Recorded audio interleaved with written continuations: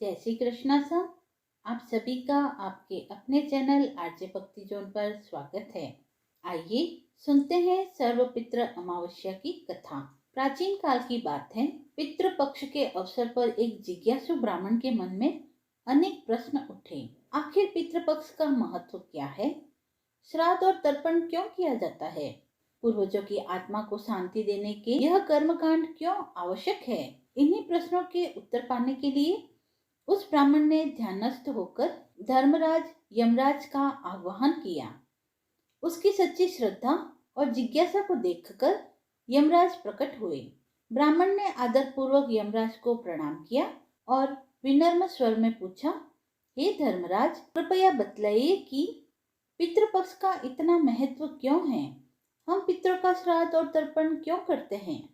क्या वास्तव में इन क्रियाओं से हमारे पूर्वजों को शांति मिलती है? यमराज ने गंभीर किंतु करुणामय स्वर में उत्तर दिया, हे ब्राह्मण, तुमने अत्यंत महत्वपूर्ण प्रश्न पूछा है। पितृपक्ष पूर्वजों को समर्पित वह पावन काल है जब संतान अपने पितरों के प्रति कृतज्ञता व्यक्त करती है। श्राद्ध और तर्पण के द्वारा उन्हें तृप्ति और मुक्ति प्रदान करती है। इसके महत्व को भलीभांति समझाने के लिए मैं तुम्हें एक प्राचीन कथा सुनाता हूँ। ध्यान पूर्वक सुनो।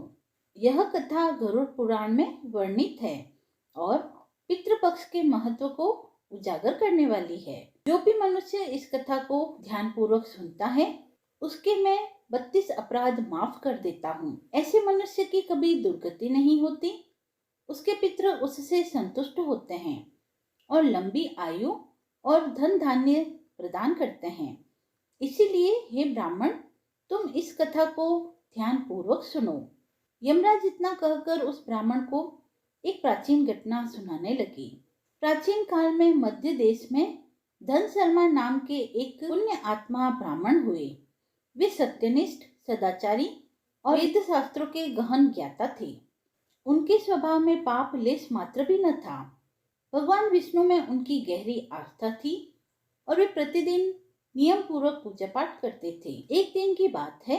धन शर्मा श्राद्ध के लिए आवश्यक कुशा, पवित्र घास और अन्य सामग्री लेने पास के एक घने वन में गए।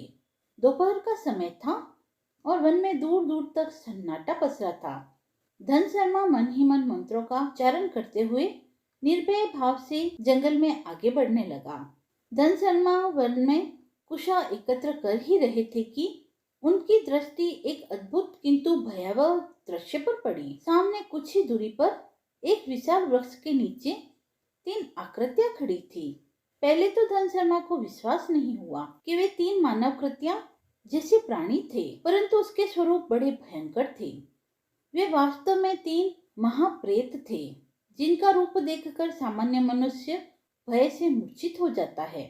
धन शर्मा ने इतने भयानक प्राणियों को एक साथ पहले कभी नहीं देखा था, परंतु आश्चर्य की बात यह थी कि इतने भयंकर दृश्य के बावजूद धन शर्मा तनिक भी भयभीत न हुए। उन्होंने अपने भीतर साहस सजोया और आगे बढ़कर उन प्रेतों से बात करने का निश्चय किया। धन शर्मा धीमे धीमे कदमों से उनके निकट पहुंचे। तीनों प्रेतों ने भी उसे देखा और एक क्षण को मानो अचरज से स्थिर हो गए कि एक साधारण मानव उनकी ओर निर्भय होकर आ रहा है। धन शर्मा ने पूछा, आप लोग कौन हैं और आपकी यह नर की अवस्था कैसे हुई? एक पल तो तीनों प्रेत चुप रहे। उनके गले से मानो घुटी घुटी सी आवाज निकल रही थी। धन शर्मा ने अपना परिचय देते हुए कहा, मैं एक ब्राह्मण हूँ और भगवान विष्णु का दास हूँ। मैं तुम लोगों को देखकर चिंतित हूँ। यमराज ने ब्राह्मण को कथा सुनाते हुए कहा, हे ब्राह्मण, जैसे ही धर्मराज के मुख से भगवान विष्णु का पवित्र नाम निकला, वैसे ही उन पिशाच रूपी प्रेतों के हृदय में आश्चर्यजनक परिवर्तन होने लगा। अब तक क्रोध और पीड़ा से भरे जो प्रेत धन शर्मा के सामने खड़े थे, वे विष्णु नाम के प्रभाव से संतुष्ट और शांत होने लगे। उनके विकराल चेहरे के भाव बदल गए। जो आंखें क्रोध से लाल थी, उनमें अब कोमलता झलकने लगी। वासुदेव श्री हरि के नाम मात्र से उनके हृदय परिवर्तित हो गए। धन शर्मा के भक्ति भरे वचनों ने उन प्रेतों को अभिभूत कर दिया। फिर वे प्रेत मानवीय वाणी में बातें करने लगे।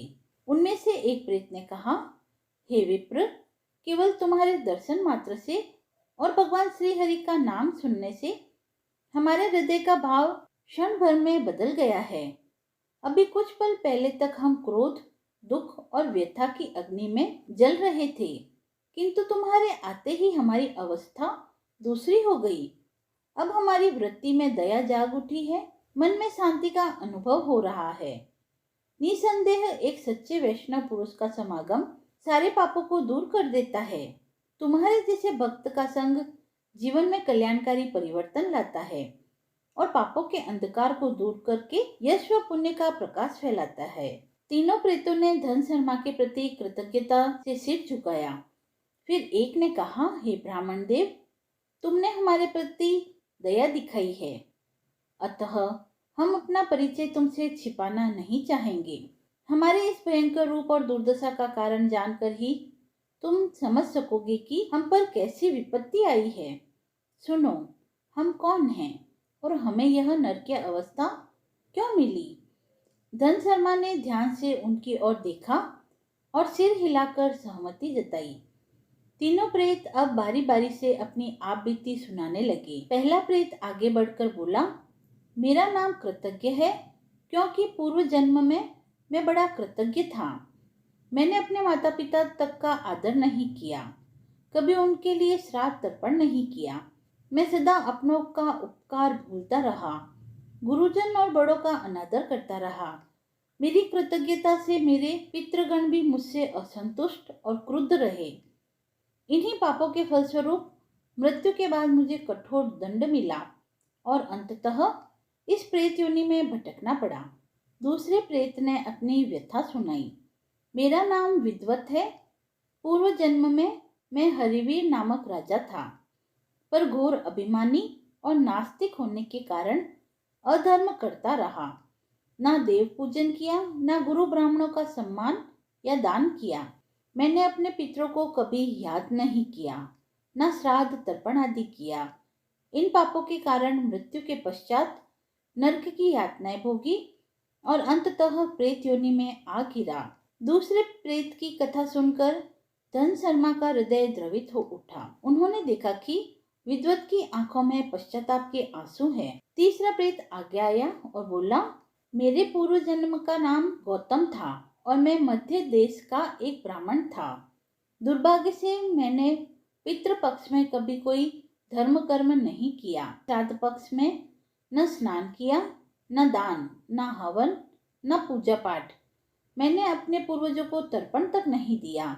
इस तरह पितरों की अवज्ञा करके मैंने अपने सारे पुण्य नष्ट कर डाले। फलतः मरने के पश्चात मेरी आत्मा इस प्रेत योनि में भटक रही है। तीनों प्रेतों की करुण कथा सुनकर धन शर्मा की आंखें भर आई। एक और भयंकर रूप वाले यह प्रेत सामने खड़े थे, जिनसे कोई भी अनजान व्यक्ति डर जाता। परंतु धन शर्मा के मन में अब उनके प्रति भय के स्थान पर अपार दया थी। उन्होंने जाना कि इन सभी को अपने पापों और विशेषकर पूर्वजों की अवहेलना के कारण ऐसी यातनापूर्ण गति मिली है।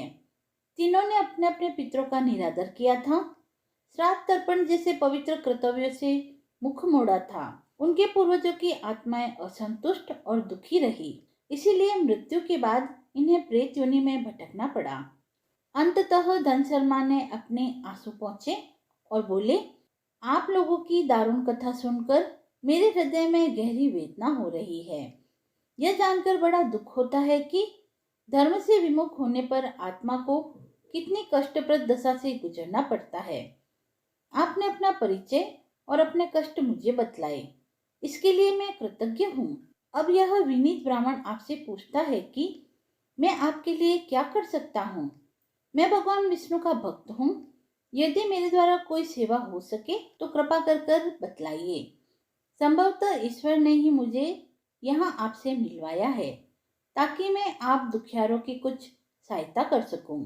धन शर्मा की सहृदयता से प्रभावित होकर तीनों प्रेत एक दूसरे की ओर देखने लगे।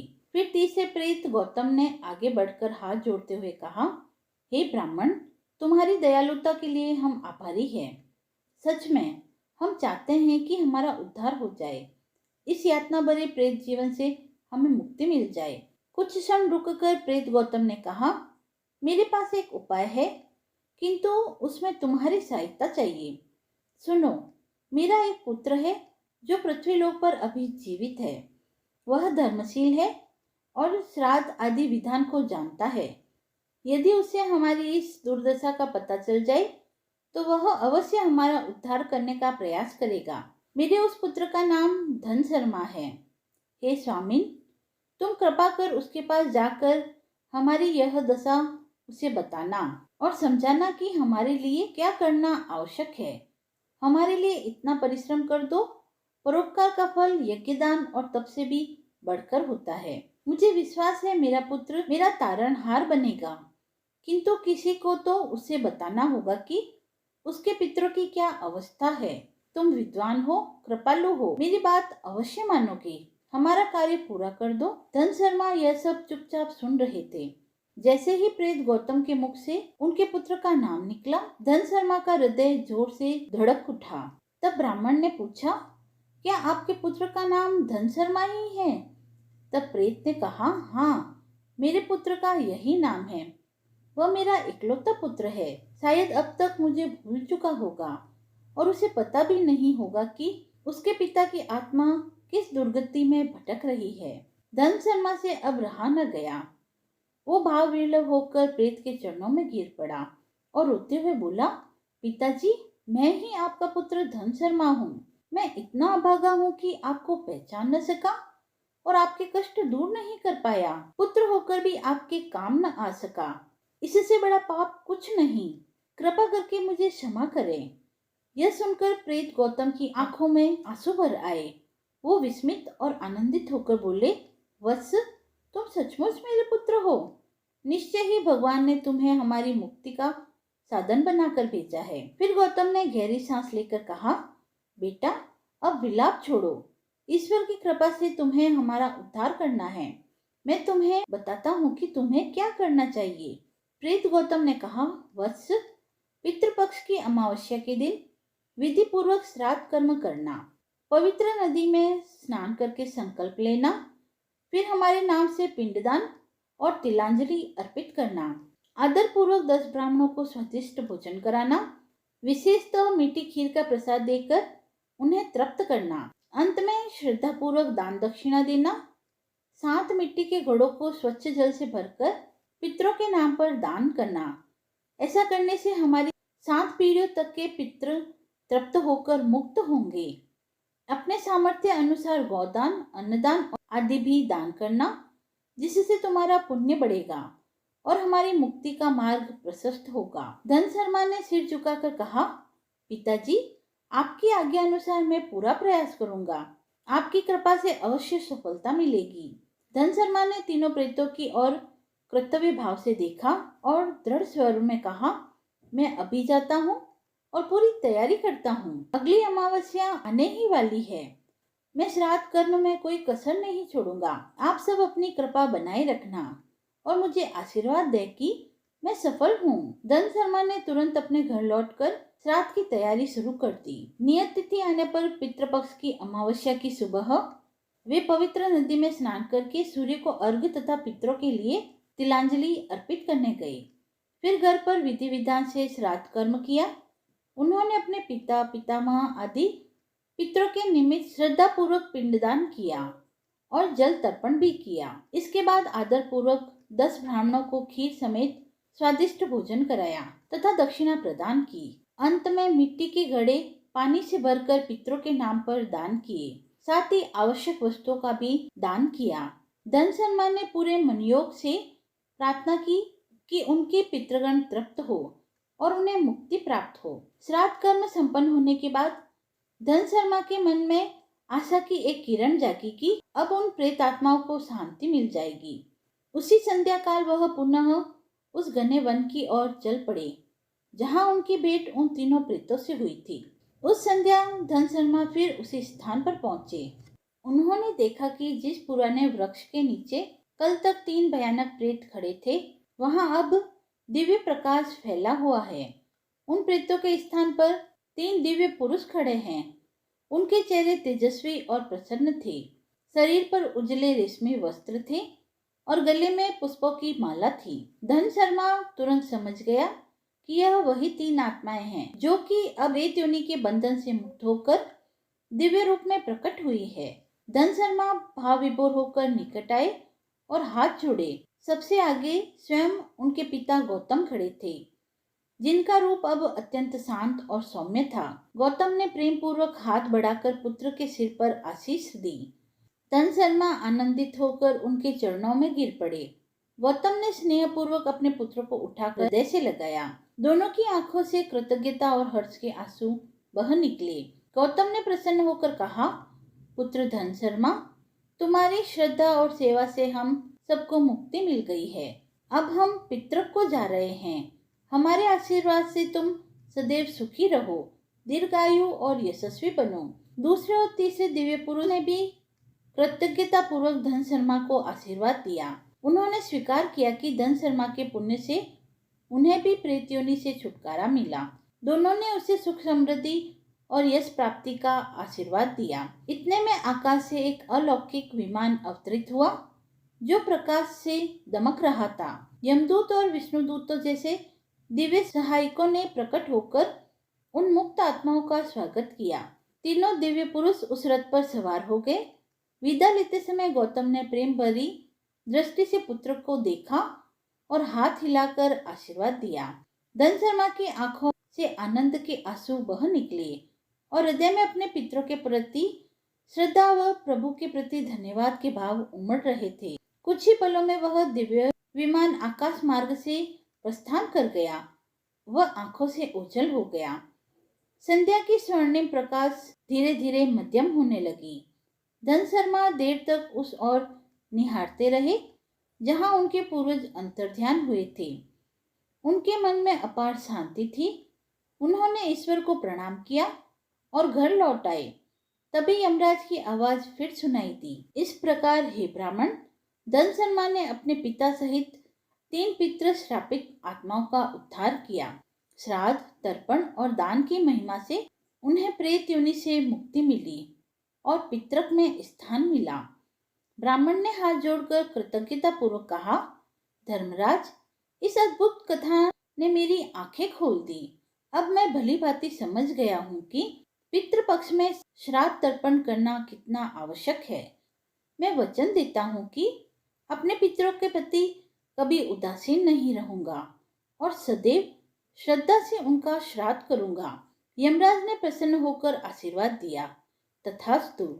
जो भी इस कथा को सुनकर पितृ कर्म में प्रवृत्त होगा, उसके पितर अवश्य प्रसन्न होंगे और उसे सुख समृद्धि का आशीर्वाद देंगे। इसके साथ ही धर्मराज अंतर्ध्यान हो गए। इस प्रकार पितृपक्ष की यह पावन कथा समाप्त होती है, जो कि हमें यह शिक्षा देती है कि अपने पितरों के प्रति श्रद्धा और कृतज्ञता व्यक्त करना अत्यंत आवश्यक है। पूर्वजों का सम्मान करके विधि पूर्वक श्राद्ध, तर्पण व दान करके न केवल उनकी आत्माओं को शांति प्रदान की जाती है, बल्कि उनकी प्रसन्नता से हमारे जीवन की बाधाएं भी दूर होती हैं व संपूर्ण कुल का कल्याण होता है। यदि आपको यह कथा पसंद आई हो तो आप वीडियो को लाइक करें, चैनल को सब्सक्राइब करें और कमेंट बॉक्स में पितराय नमः या जय श्री हरि लिखकर अपनी भक्ति को व्यक्त करें। और ऐसी ही धार्मिक कथाओं व व्रत महात्म्य को सुनने के लिए जुड़े रहें आरजे भक्ति जोन के साथ। धन्यवाद।